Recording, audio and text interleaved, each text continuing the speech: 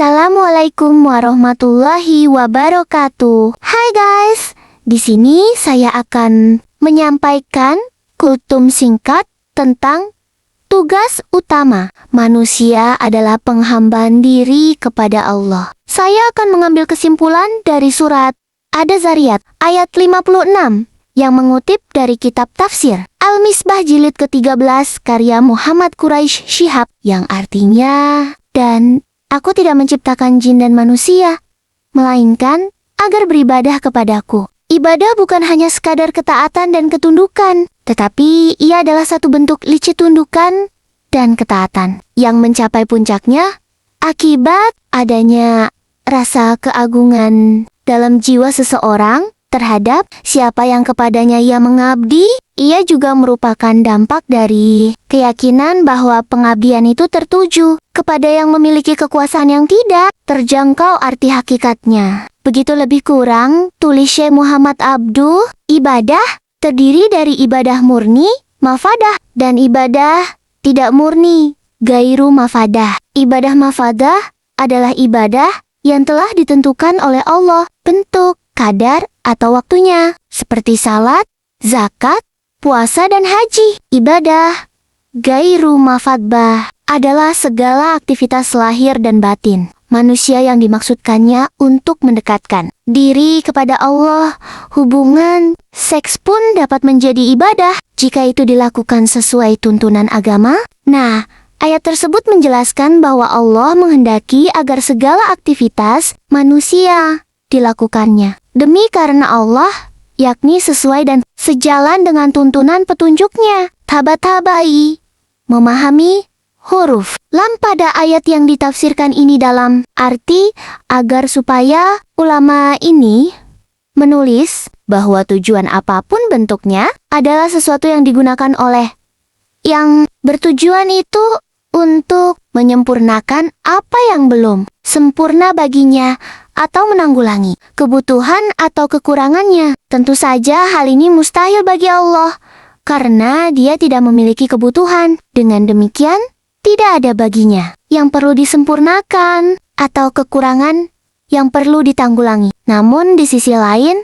suatu perbuatan yang tidak memiliki tujuan adalah perbuatan sia-sia yang perlu dihindari. Dengan demikian, harus dipahami bahwa ada tujuan bagi Allah. Sueti dalam perbuatannya, tetapi dalam diri Nia, bukan di luar zatnya. Ada tujuan yang bertujuan kepada perbuatan itu sendiri, yakni kesempurnaan perbuatan. Ibadah adalah tujuan dari penciptaan manusia dan kesempurnaan yang kembali kepada penciptaan itu. Allah menciptakan manusia untuk memberinya ganjaran. Yang memperoleh ganjaran itu adalah manusia, sedang Allah sama sekali tidak membutuhkannya. Adapun tujuan Allah, maka itu berkaitan dengan zatnya yang maha tinggi. Dia menciptakan manusia dan jin karena Dia adalah zat yang maha agung. Sayyid Qutb yang kemudian menjelaskan bahwa dari pengertian di atas menonjol sisi yang lain dari hakikat yang besar dan agung, itu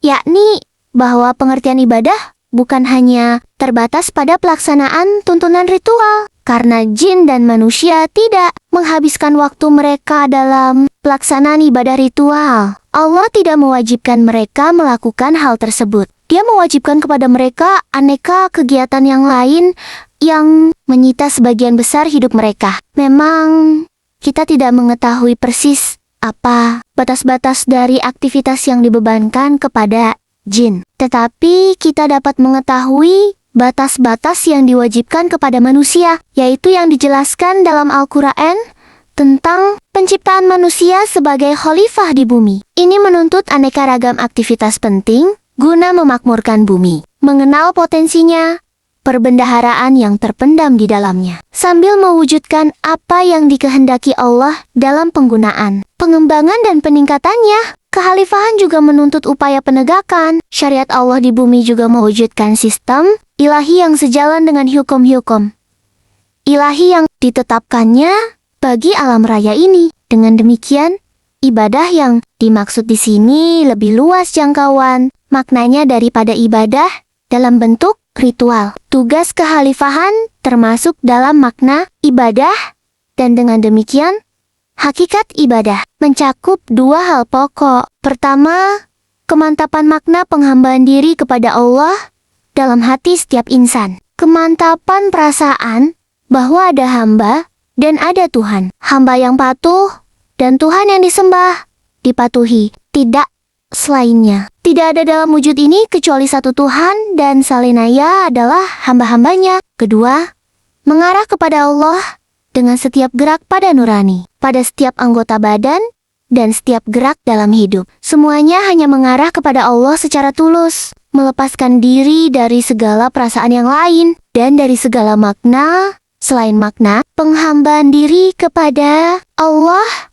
Dengan demikian, terlaksana makna ibadah, dan menjadilah setiap amal bagaikan ibadah ritual, dan setiap ibadah ritual serupa dengan memakmurkan bumi. Memakmurkan bumi serupa dengan jihad di jalan Allah, dan jihad seperti kesabaran menghadapi kesulitan dan ridha menerima ketetapannya. Semua itu adalah ibadah. Semuanya adalah pelaksanaan tugas pertama dari penciptaan Allah terhadap jin dan manusia, dan semua merupakan ketundukan kepada ketetapan ilahi yang berlaku umum, yakni ketundukan segala sesuatu kepada Allah, bukan kepada selainnya. Demikian lebih kurang sebagian dari komentar Sayyid Qutb menyangkut ayat ini. Sekian dan terima kasih. Wassalamualaikum warahmatullahi wabarakatuh.